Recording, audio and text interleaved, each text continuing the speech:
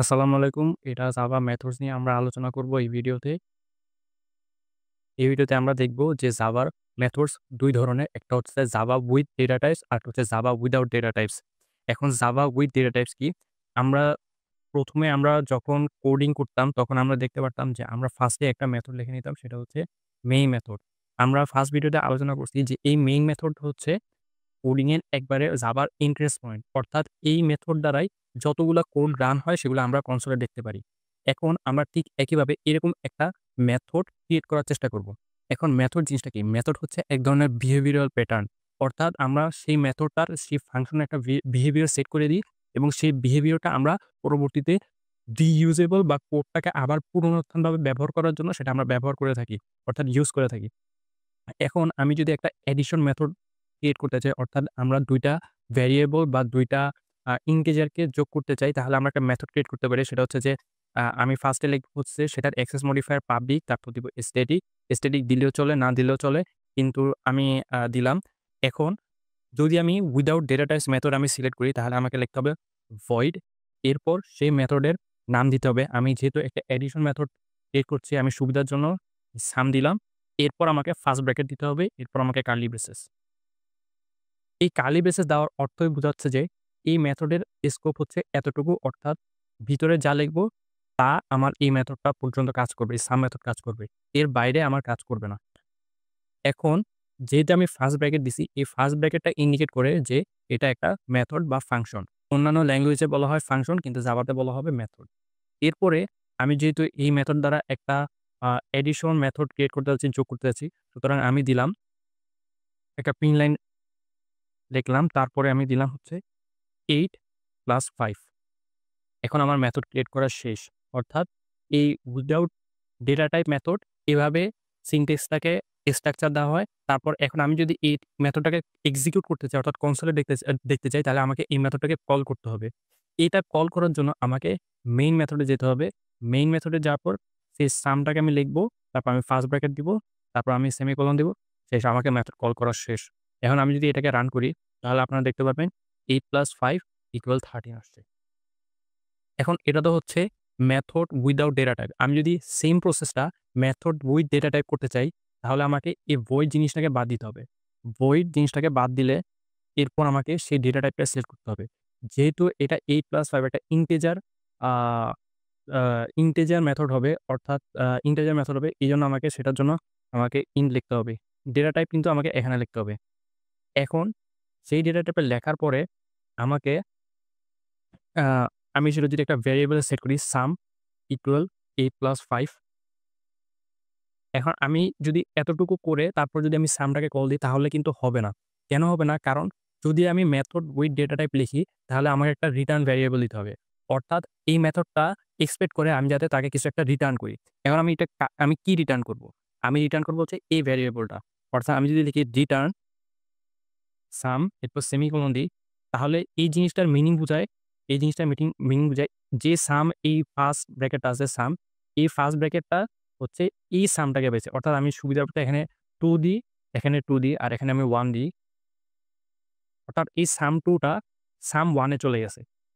যেহেতু আমি data type লিখছি ইন্টিজার, এরপর এই সামটা রিটার্ন করে পাইছে। এই রিটার্ন দেওয়ার মাধ্যমে আমি পাইছে সাম 2 টা। সাম 2 এর ভিতর ডেটা টাইপের ভিতর আমি ডেটার ভেরিয়েবল এর ভিতর আমি কিন্তু 8 প্লাস 5 স্টোর করে রাখছি। এখন আমি যদি এই sum1 টাকে কল করতে চাই বা আমি কনসোলে দেখতে চাই, আমি কিন্তু sum1 টাকে এভাবে কল করলেই হবে না। এটাকে আমার একটা ভেরিয়েবলে প্রিন্ট করতে হবে। অর্থাৎ আমাকে এটাকে ফার্স্ট এ প্রিন্ট করতে হবে। প্রিন্ট করে দেখতে হবে। আমি দিলাম, প্রিন্ট লাইন দিলাম। তারপর আমি sum1 দিলাম। এখন যদি আমি এই জিনিসটা রান করি, আ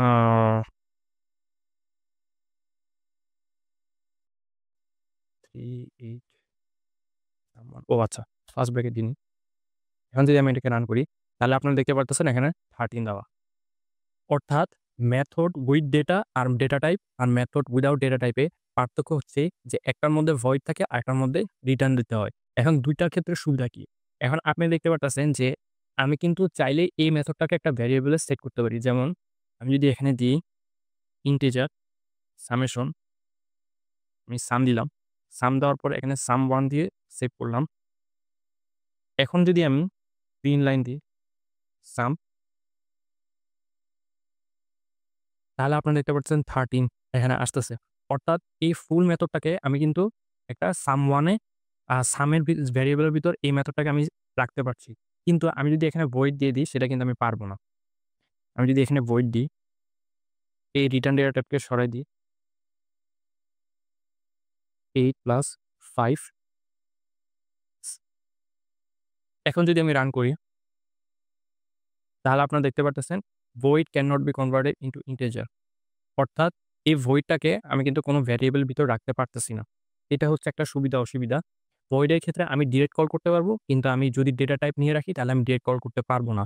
কিন্তু আমি যদি ডেটা টাইপ সিলেক্ট করি সেটা কিন্তু আমি আবার আরেকটা ভ্যারিয়েবলে সেভ করতে পারছি।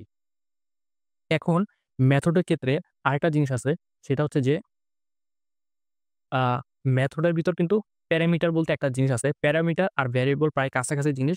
এখন প্যারামিটার আর ভ্যারিয়েবলের মধ্যে পার্থক্য কি? প্যারামিটার হচ্ছে ধরেন সাপোজ আমি এখানে এই ফার্স্ট ব্র্যাকেট যেটা আছে সেটার ভিতরে আমি একটা ভ্যারিয়েবল সেট করতে পারবো। আমি দিলাম ইন্টিজার a, ইন্টিজার b। এরপর আমি দিলাম ইন্ট a, ই না, আমি দিব a প্লাস b।